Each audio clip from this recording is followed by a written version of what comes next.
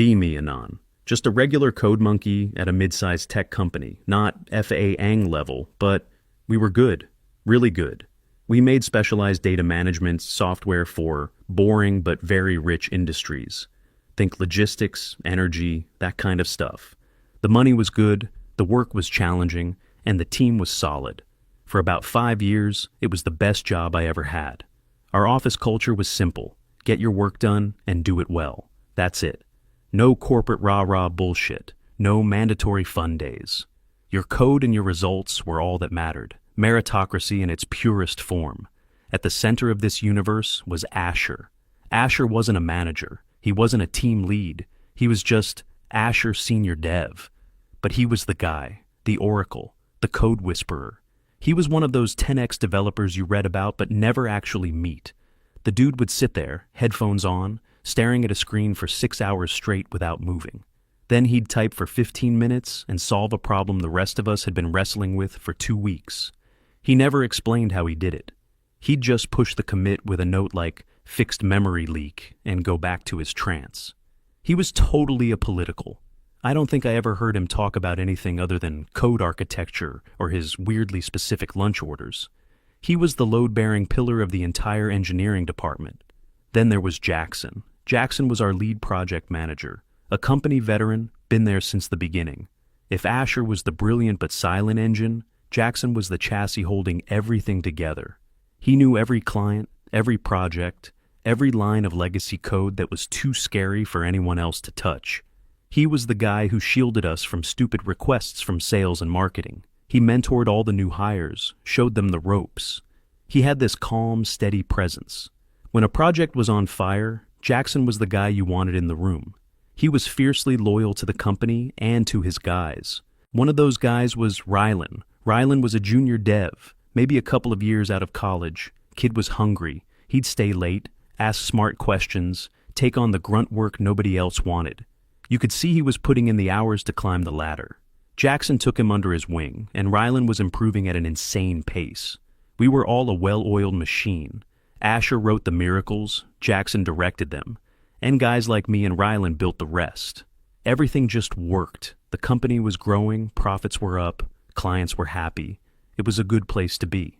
Then, sometime last fall, the old HR manager retired, and the CEO, a guy who mostly just looked at spreadsheets from his corner office, hired her replacement. Her name was Victoria. She walked in on the first day and you could just feel the air change. She had that specific unwavering smile of someone who believes they are on a mission from God. Her first move was to schedule a mandatory, all-hands vision alignment meeting. We all shuffled into the main conference room. Asher actually took his headphones off for it, which was a rare event.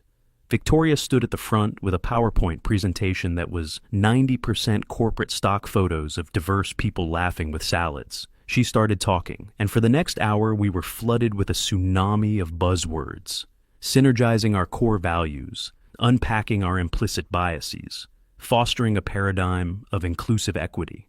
It was like a corporate speak generator had become sentient. Most of us just tuned out, mentally debugging code or thinking about what to have for lunch. But then she got to the main point, the grand initiative. She put up a slide with a graph showing the gender ratio in our company.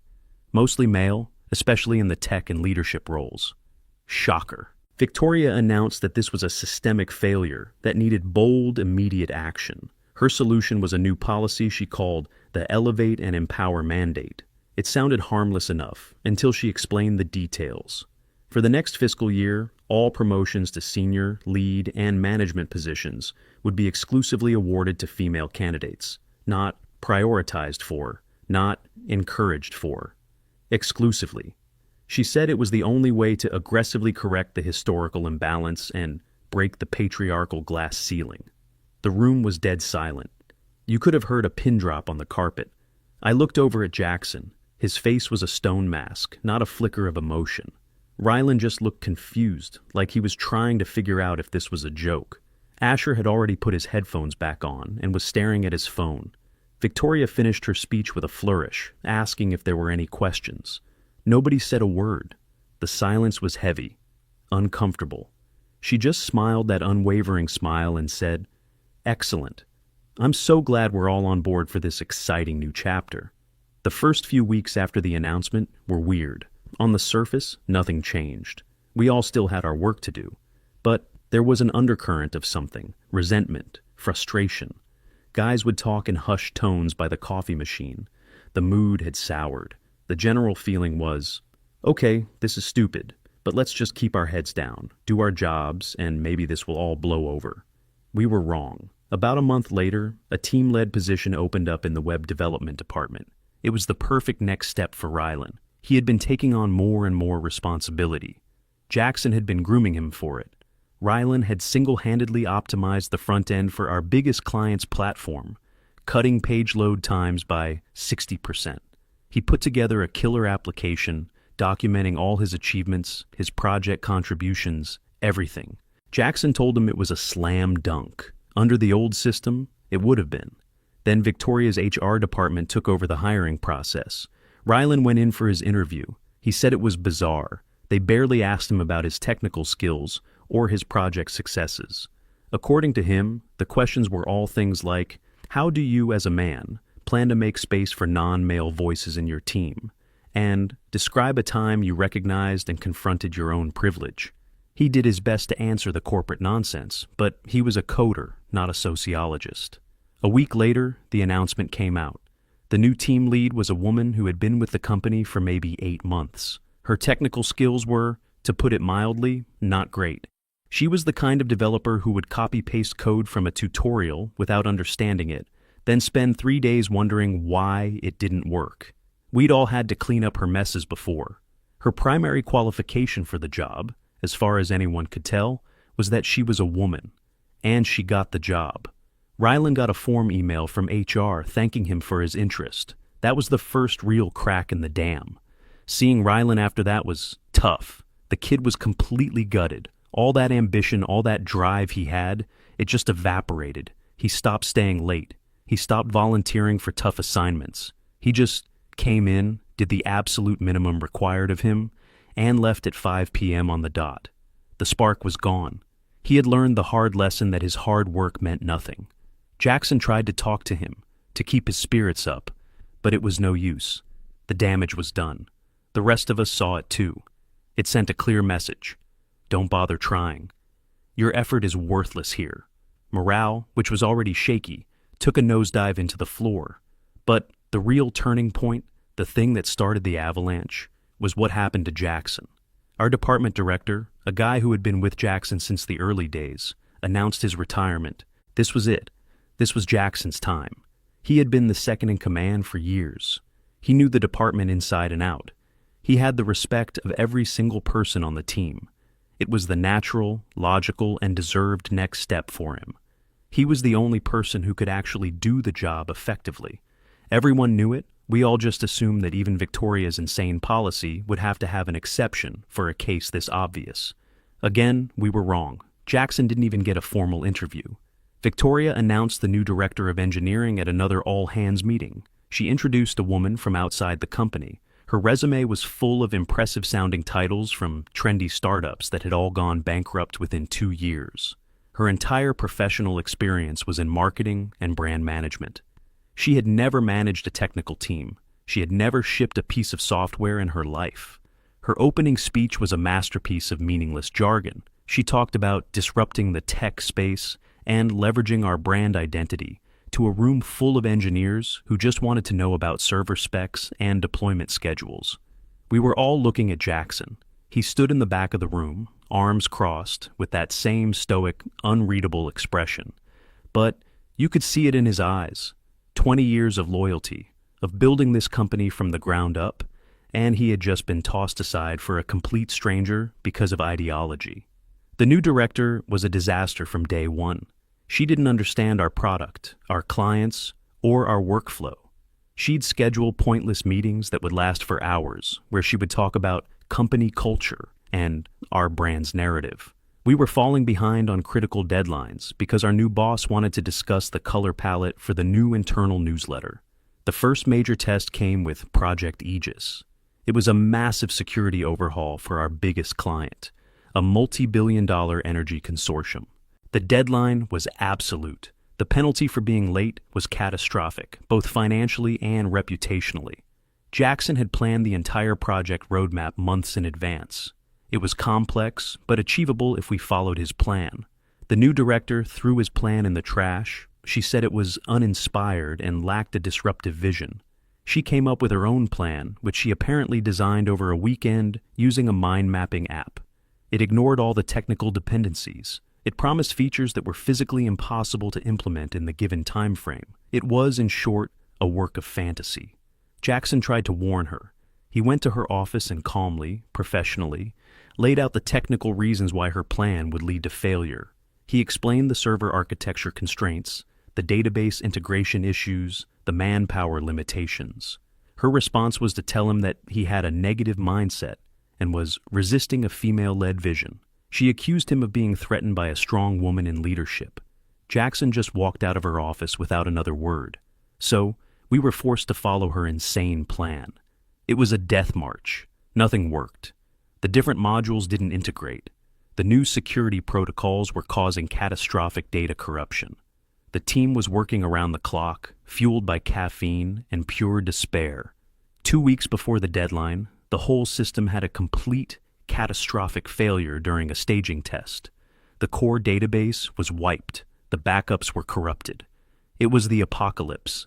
The new director panicked. She called an emergency meeting and started yelling, blaming the dev team for sabotage and incompetence. She had no idea how to fix it. She didn't even understand the nature of the problem. The client was calling, screaming. The CEO was finally starting to pay attention. We were looking at a company-killing event. That night, after the director had gone home in a huff, a few of us were still in the office, just staring at the wreckage, trying to figure out if anything was salvageable. Then Jackson walked in. He hadn't said much for weeks, just quietly doing his work. He put his bag down, rolled up his sleeves, and said, "All right, let's get to work." He sat down at the main console, and for the next 36 hours straight, he performed a miracle. He worked with a focus and intensity I've never seen. He was pulling obscure data recovery techniques out of thin air, rewriting corrupted binary files by hand, coordinating with the three of us who stayed with him. He was like a grandmaster playing 100 games of chess at once. Asher was at home, but Jackson was on the phone with him at 3 a.m., bouncing ideas off him. It was a masterclass in crisis management and technical expertise. Against all odds, by dawn on the second day, he had done it. He had recovered the database from the brink of oblivion. He had patched the critical flaws. He had stabilized the system. Project Aegis was saved. The company was saved. He looked exhausted, but he had done it. He packed up his bag, told us to get some sleep, and went home. The following Monday, there was a big Project Aegis post-mortem meeting. The CEO was there. Victoria was there. The new director was there. The director stood up and began her presentation. She talked about how, under her visionary leadership, the team had faced a challenging but ultimately rewarding obstacle. She explained that she had empowered her team to think outside the box and innovate in a crisis. She presented the recovery of the system as the ultimate success of her management style.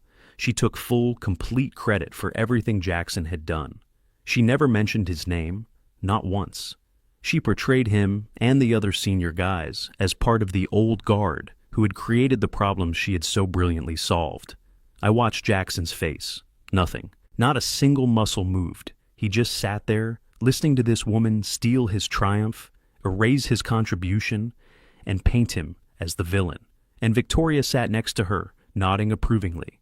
The CEO, who only understood the bottom line, saw that the project was back on track and praised the new director for her strong handling of the situation. That was the moment. That was the point of no return. It wasn't just about a missed promotion anymore. This was a deep, profound act of betrayal. A man had given 20 years of his life to a company, saved it from utter ruin through sheer will and brilliance, and his reward was to be publicly erased and implicitly blamed for the crisis he alone had solved. The meeting ended. We all filed out. Jackson walked back to his desk, sat down, and started typing. A few hours later, an email hit everyone's inbox. It was from him. The subject line was simple: "Thank you and farewell." It was his resignation letter. It was polite, professional. He thanked the company for the opportunities over the years and wished everyone the best. There was no anger, no accusations, just a clean, simple departure. But everyone who had been in that room knew the real reason. The next day, his desk was empty. A pillar of the company was gone, and the foundation began to crumble. With Jackson gone, the buffer between the engineering team and the incompetent leadership vanished. The new director was in full control, and she was driving us straight into the ground. But the biggest storm was yet to come. It had a name: Project Oblivion. This was our next generation platform, a complete rewrite of our core product. It was the company's future, a 5-year, multi-million-dollar investment. And the chief architect, the only person on the planet who understood its complexity from end to end, was Asher. Project Oblivion was Asher's baby. He had been designing the architecture for over a year in his spare time. It was a thing of beauty, elegant, scalable, a decade ahead of our competition. It was also fantastically complex. Only he truly understood all the moving parts. The company's entire future was riding on his brain. After Jackson left, the new director took personal ownership of Project Oblivion. This meant she sat in on the planning meetings, nodding and saying things like, "Let's leverage our agile velocity," while Asher tried to explain quantum-level database theory. Victoria's Elevate and Empower mandate was in full swing now. The 2 open lead developer positions for the project were, of course, filled by women. One of them was the same person who'd been promoted over Rylan. The other was a recent hire with a background in UI design who had decided she wanted to be a back-end engineer. They were now in charge of the 2 most critical modules of the new platform. The project kicked off, and it was a slow-motion train wreck. The code being submitted by the new leads was, I don't even have words for it. It was inefficient, full of security holes, and fundamentally broken. They were treating the core architecture that Asher had painstakingly built like a Lego set, snapping pieces together without understanding how they worked. Every morning, Asher would come in, and the first 3 hours of his day would be spent untangling the mess they had made the previous afternoon. He'd have to rewrite entire sections of their code just to stop the daily build from catching fire. He never complained. He never criticized them. He just quietly fixed it. But the workload was crushing him. This guy who used to be in a state of zen-like focus was now constantly juggling a dozen critical failures at once. He was doing his own job as chief architect, plus the jobs of 2 lead developers, plus the job of a quality assurance engineer. He started looking thin, pale. The dark circles under his eyes were becoming permanent fixtures. The project fell behind schedule. Drastically. The new director couldn't understand why. Her project management charts, full of colorful bars and encouraging labels, said everything should be fine. She couldn't grasp the technical reality. In her mind, if a task was assigned, it was as good as done. She and Victoria decided the problem wasn't incompetence. No, the problem was sabotage. The problem was the old guard. They called another mandatory meeting. This one was just for the Project Oblivion team. We all gathered in the same conference room where it all began. The air was thick with tension. Victoria stood at the front. The director stood beside her, arms crossed, looking severe. Victoria started to speak. She said she was deeply concerned about the culture on the team. She talked about a lack of collaborative spirit and a resistance to new leadership. She said that the new female leads were not being adequately supported. Then she looked directly at Asher. She never used his name, but her target was unmistakable. She talked about knowledge hoarding as a form of toxic masculinity. She said that senior male engineers sometimes create an unwelcoming environment by using overly complex language or by failing to mentor their female colleagues. She suggested that the project's delays were caused by a subtle refusal to share information from the legacy members of the team. I just stared at her, completely stunned. She was blaming Asher, the man who was single-handedly holding this entire catastrophe together, the man who was working 16-hour days fixing the very mistakes of the people. He was now being accused of not supporting. It was the most dishonest, insane, gaslighting thing I had ever witnessed. She was painting him as the problem, him, the only thing stopping the company from imploding. The entire room was silent, watching Asher. He had been sitting in his usual spot in the corner, staring at the table. He slowly lifted his head. His face was calm. expressionless. He listened as Victoria finished her little speech, which ended with a threat about disciplinary action for anyone not fostering a fully inclusive and cooperative workspace. She asked if anyone had any comments. Silence. Then, very deliberately, Asher began to move. He took off his headphones and carefully coiled the wire. He placed them in his backpack. He closed his laptop. He took his company ID badge off the lanyard around his neck. He stood up, walked to the front of the conference table, and he placed the badge on the polished wood right in front of Victoria. He didn't say a single word. He just turned around, picked up his backpack, and walked out of the room. He didn't slam the door. He didn't make a scene. He just left. The finality of that simple silent act was deafening. It was more powerful than any shouting match. Victoria just stood there, mouth slightly open, for the first time looking genuinely shocked. Her perfect corporate smile was gone. She had pushed the quietest, most productive man in the company past his breaking point. She had broken the unbreakable pillar, and with that, the entire building came down. I went back to my desk, my heart pounding. I knew what I had to do. I typed up my own resignation letter. I was done. There was no saving this place. Before I could even email it, a message popped up on our team chat from Rylan. I quit. That's all it said. Then another from one of the senior database guys. Me too. It's been a disaster. Then another and another. It was a flood. Within an hour, 12 of the most senior and skilled engineers in the company had resigned. We didn't coordinate it. We didn't plan it. We had all individually seen the same thing. The moment Asher walked out, the company was finished. He was the linchpin. Without him, Project Oblivion was nothing but a folder of broken code. Without him, there was no one left who could fix the inevitable 5-alarm fires in our legacy systems. Staying would be professional suicide. The next day, the office was a morgue. More than half the desks in the engineering department were empty. The remaining staff, mostly the new hires and the recently promoted, were walking around with looks of sheer panic on their faces. The new director was running from meeting to meeting, yelling into her phone. Victoria was locked in her office. The collapse was faster and more brutal than any of us could have imagined.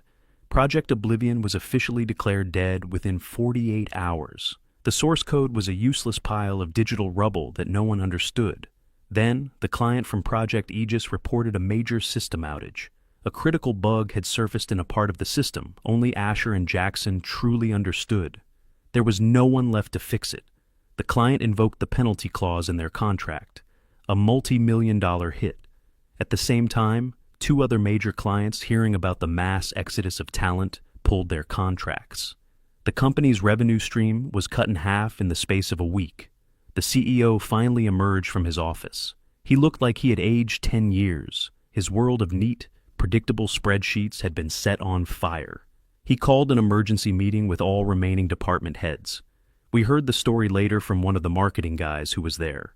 The CEO walked in, slammed a financial report on the table, and just looked at Victoria. He asked her to explain what had happened. She started to give one of her corporate speeches, talking about growing pains and cultural restructuring. He cut her off. He told her, in very clear, simple terms, that she had destroyed his company. He said he had looked into the resignations. He had spoken to a few people. He knew exactly what had happened. He pointed to the financial report and said that her ideological crusade had cost the company 20 years of growth and its entire reputation. He told her she was fired, effective immediately. He told her to pack her personal belongings and that security would escort her from the building. She was publicly and completely humiliated in front of the entire leadership team. The marketing guy said she just broke down, a complete meltdown. The unwavering smile was gone for good. The next day, the desperate phone calls began. The first one was to Jackson. The CEO himself called.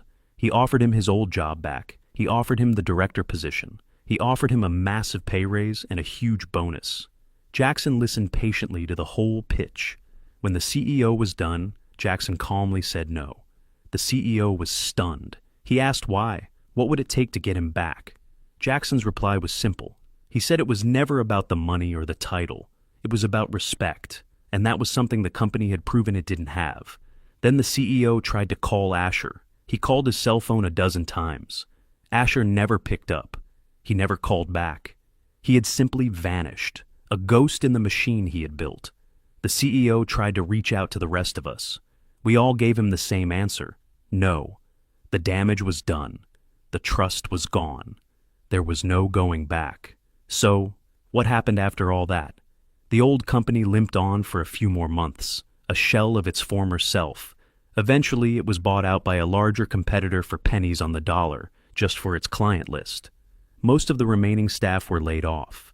Victoria, according to her LinkedIn profile, is now a freelance diversity and inclusion consultant, which I assume means she's unemployed. And us, the ones who left. A couple of weeks after the exodus, Jackson got a call from our biggest competitor. They wanted to build a new department to take on the exact kind of projects we used to do. They wanted him to lead it, and they gave him a blank check to hire whoever he wanted. His first call was to Asher. Asher actually answered the phone for him. Jackson offered him the position of chief architect. Complete creative control, a budget that was borderline infinite, and a promise that he would never have to deal with a single piece of corporate bullshit ever again. Asher's response was a single word. Okay. Then Jackson called me. He called Rylan. He called every single one of the key guys who had walked out. Every one of us said yes without hesitation. We're all here now, at the new company. We have our team back. The machine is running again, better than ever. We have a leadership that trusts us, respects our skills, and judges us only on the quality of our work. We're building something new, and it's going to be incredible. It's funny. Victoria thought she was breaking up a boys' club. In the end, all she did was prove that a team built on merit and mutual respect is a powerful thing. And if you try to break it with ideology and injustice, it won't just fight back. It will simply move somewhere else and leave you behind in the ruins you created.